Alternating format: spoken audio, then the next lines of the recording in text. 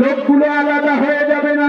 আল্লাহ পাক মেজাজ গরম করে আবার আয়াত করবে, নেককার বান্দা বান্দীগুলো তোমরা আলাদা হয়ে যাও, জাহান্নামী মানুষগুলো আলাদা হয়ে যাও।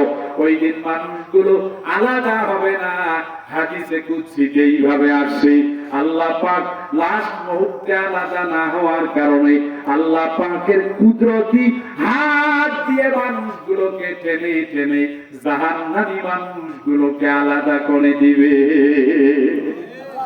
সম্মানিত ভাইয়া আমার, সেই দিন লজ্জায় আপনি আমি মাথা নত করবো, সেই দিন আমি আপনি কথা বলতে পারবো না, সেই দিন আমার আপনার সব জবান বন্ধ হয়ে যাবে। আমার ভাইরা, যার কারণে আমি আপনাদেরকে অনুরোধ করে বলি, আল্লাহ পাকের এই সূরা রুমের 38 নম্বর আয়াতের হক আদায় করবেন, বোনের হক বোনকে বুঝিয়ে দিবেন।